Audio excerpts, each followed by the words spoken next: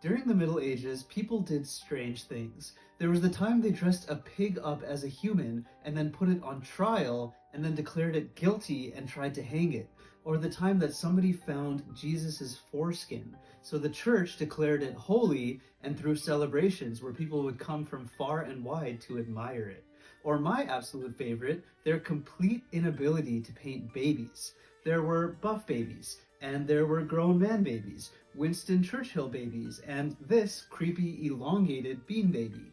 But maybe nothing was stranger than the time that a pope dug up the body of his predecessor, dressed him as a pope, put him on trial, and then sentenced his dead body to death.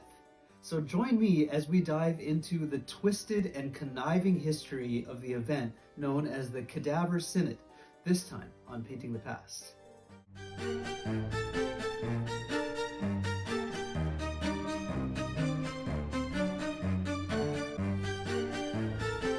So the story I'm about to tell you has all of the twists and turns of an episode of Game of Thrones, but it actually happened. And as I was thinking about what to paint, I decided let's paint the setting where this took place. So I am painting the Vatican, and specifically St. Peter's Basilica. So to get started, I'm doing my light wash as always, and I'm thinking about a really smooth gradient from the top down, thinking about getting that smooth transition from the purples to the blues and reds, down into the glow of the orange, which is going to be the sun setting in the distance and the city. And then from there, I'm just going to start building up layers. Now, one of the most challenging things in a cityscape that I struggle with, and most painters do struggle with, is knowing how to leave out the useless information and keep the important information. Cities are complicated scenes to paint because there's a million little things happening. And my goal for this painting and this lesson for myself is not to get sucked into trying to paint every single detail, and instead to step back and think about what do I need to include and what do I get to leave out. It's always important to leave things for the brain to fill in. It's part of the reward mechanism that makes people enjoy looking at art. I'm going to do my best to achieve that. Let's jump into the history.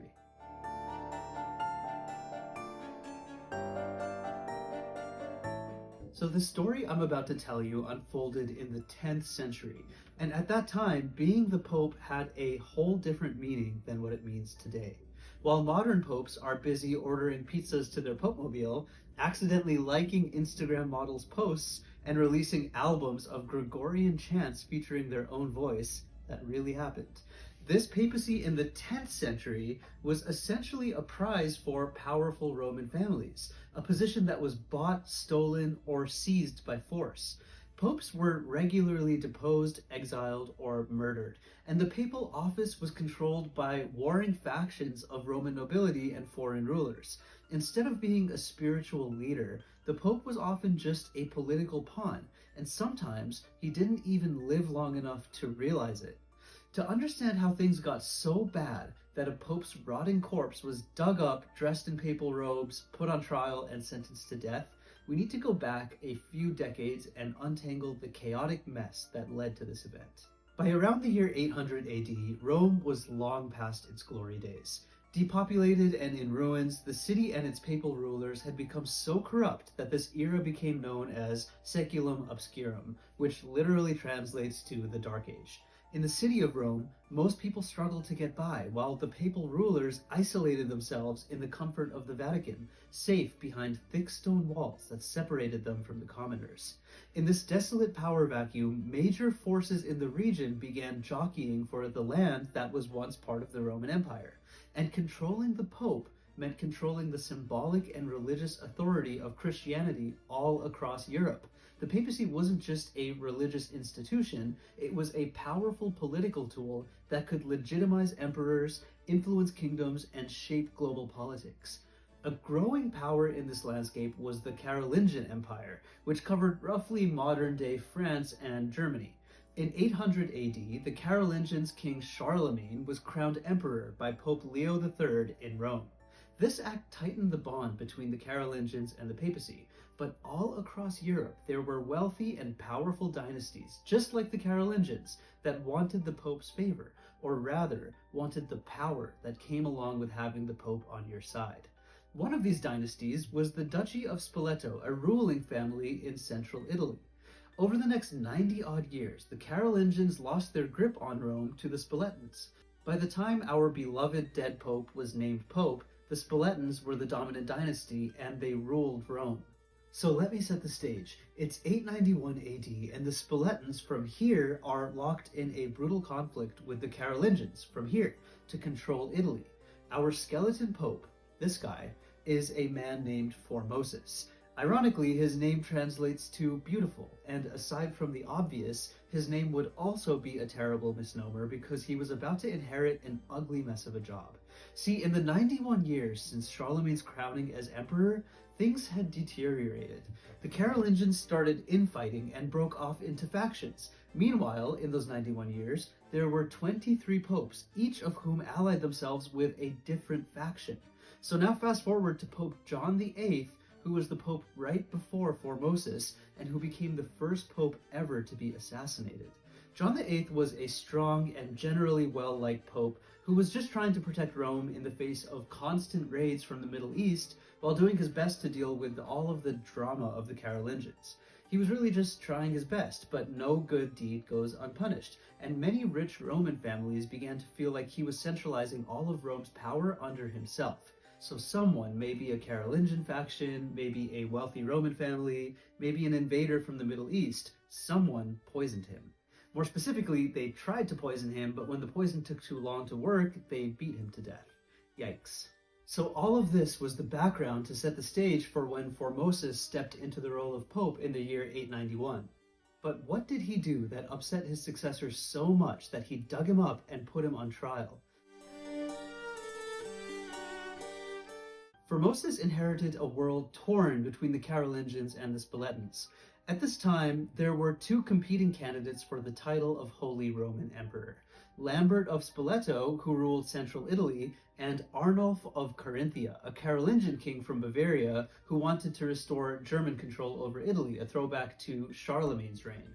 But Formosus was part of the dark age of corruption in the papacy, and he was just as crooked as the rest. See, in 892 AD, he hatched a plan. He named Lambert of Spoleto to be the Holy Roman Emperor, largely due to political pressure from the dominant Spoletans in Rome. But Formosus hated Spoletans, and after naming Lambert of Spoleto to the throne, he secretly wrote a letter to Arnulf, the Carolingian king from Germany, telling him to invade Italy and take the crown. Arnulf, who was keen to restore Carolingian power, and of course keen to become even more rich and powerful himself, agreed. So 3 years after Formosus took reign, his buddy Arnulf invaded Italy, crushing Lambert of Spoleto's troops. By 896, his army reached Rome and overpowered the Spoletans. Pope Formosus' master plan had worked, and he crowned Arnulf as the Holy Roman Emperor. Their twisted little scheme had finally paid off, and the Carolingians were rulers of Rome again. Story over, right? Wrong. Within days of his coronation as Holy Roman Emperor, Arnulf suffered a stroke and was left in a vegetative state, so his army, now completely leaderless, retreated back to modern-day Germany. Pope Formosus was left looking like an absolute fool. His master plan had come so close, so with no Carolingians around to defend him, the wealthy Roman families and Spoletans were very upset, and they wanted revenge. Now, I wish I could tell you about some dramatic unfolding of events in which Formosus narrowly escaped a mob of angry Spoletans, perhaps retreating back to Germany, where he lived out his life in the arms of his beloved Carolingians. But that's not what happened. He died. He died like less than 1 month after all of this went down. Nobody knows how. There's just a huge gap in the records. It's possible he died of natural causes. He was 76, which was very old at that time. He may have also been poisoned. After all, the Pope before him was poisoned, and some historians say that even Arnulf's stroke was actually caused by poisoning. People were big on poisoning in those days. In any case, he died, and to make this even more medieval, his successor, Pope Boniface VI, who was put in charge by the Spoletans, also died after just 15 days of being pope. He was probably poisoned. So with the Spoletans firmly in charge and the Carolingians running back to Germany with their tails between their legs, the Spoletans were able to install a new pope, this time one that they actually liked. Enter Pope Stephen VI, the prosecutor in our dead pope's trial. See, the Spoletans were angry and vengeful at Formosus for his attempted coup, and they wanted revenge. And Pope Stephen was the perfect puppet to make that happen.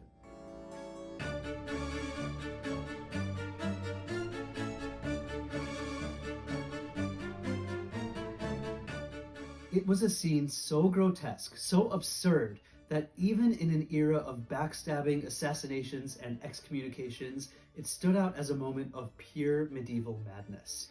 Inside the Grand Lateran Basilica, at the heart of the papacy, a trial unlike any other was taking place. At the center of it all sat Pope Formosus, but not as a man, not as a leader, but a corpse, rotting, sagging, and dressed in the full robes of a pope, as if he had simply taken a seat after rising from the grave. His body had been exhumed after 9 months, dragged from its tomb at the orders of Pope Stephen VI, who paced before it, his eyes burning with rage, paranoia, and a thirst for revenge. The courtroom was filled with nobles, bishops, and clergy, some there for spectacle, others sickened by what they were seeing. The stench of decay filled the air. When the trial began, Stephen VI started shouting accusations at the court, his voice echoing through the church. He was infuriated, screaming and pointing his finger at the corpse and throwing a tantrum. A terrified deacon, forced to act as Formosus's defense lawyer, stood beside the lifeless body. But what could he say? His client was literally a dead pope. In this trial, Formosus was charged with conspiring against the Holy Roman Emperor. Stephen also tapped into a seldom enforced law that said that a bishop in one part of Europe could never practice in another part of Europe. So when Formosus, who was initially a bishop in Porto, became pope, he technically broke that law. But many popes had done that before. The reason Stephen charged him with this crime was so that he could legally claim that every action that Formosus took as pope was illegal and should therefore be nullified.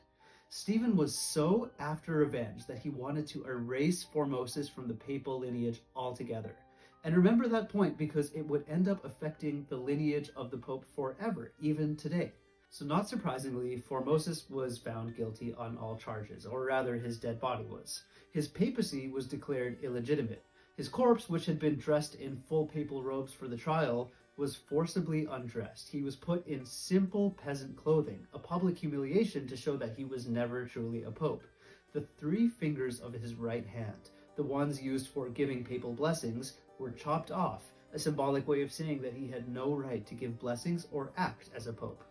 After the mutilation, his corpse was dragged through the streets of Rome to be mocked by the people. Finally, it was thrown into the Tiber River. Now, if you're thinking, wow, that's disgusting, it turns out that even medieval people had their limits, and this trial backfired massively. People were revolted at the new pope's behavior. To top it off, right as the trial came to a close, a massive earthquake struck Rome.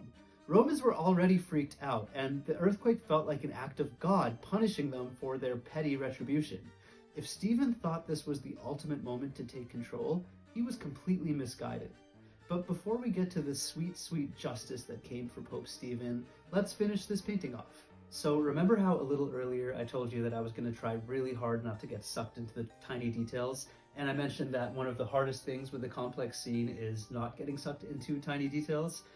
I got sucked into the tiny details. I think there's too much going on here, and so what I'm going to do is try to simplify the scene a little bit by using much broader strokes. As I finish this painting out, I'm touching the painting up, and I'm doing that by only using kind of broad movements. I'm going to do some broad strokes on the water to give it some more depth.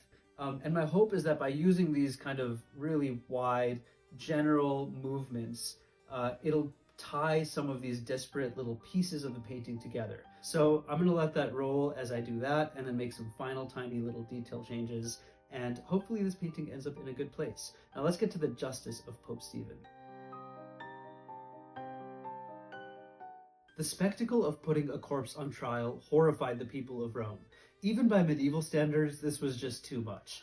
Although the theatrics of it were orchestrated to please Emperor Lambert of Spoleto, it alienated much of Rome's wealthy and powerful families. Riots broke out in Rome, and Pope Stephen VI was overthrown, imprisoned, and strangled to death in his cell in August of 897.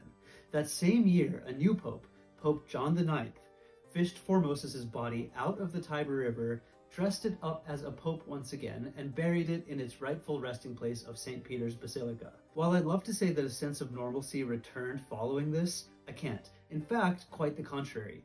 The next 100 years followed pretty much this exact same pattern. Popes were regularly poisoned, executed, and forcibly removed from office. In 904 AD, just 7 years after Formosus' body had been buried in St. Peter's Basilica, Pope Sergius III reaffirmed the Cadaver Synod, opening this whole can of worms again.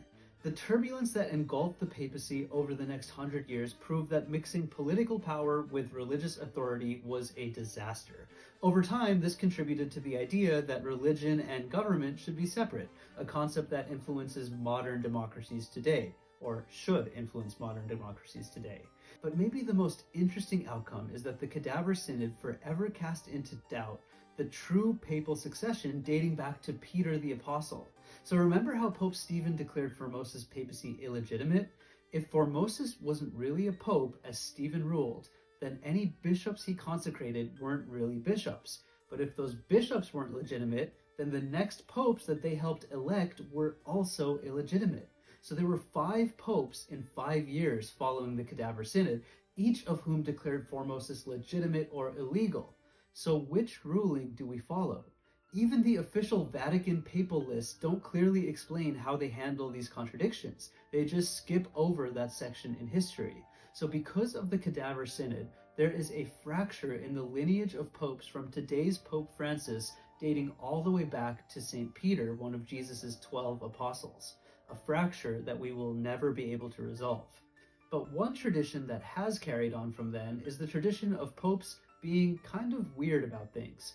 In the following centuries, popes have declared war on cats, published their own erotic novels, and died from eating too much watermelon in one sitting. And within all of that historical context, I'd say that a pope dropping his own Gregorian chant album is actually kind of cool. And speaking of that, I also think that this painting is actually kind of cool. I really like the water, and I think that the reflection and the depth of the water comes through.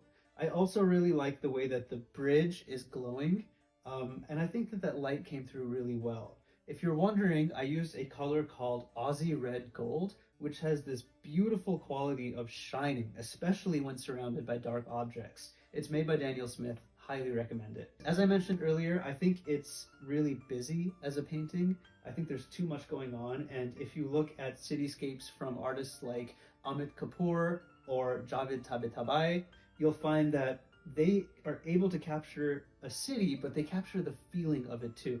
And while I think this is a pretty scene, I don't know that I got the feeling of that life in a city. But I'm learning, and it was a good lesson. And I hope you enjoyed this story. It was definitely an interesting one to research.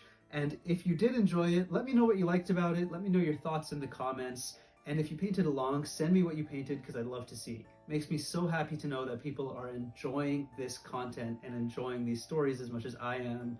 And I will see you next time on Painting the Past.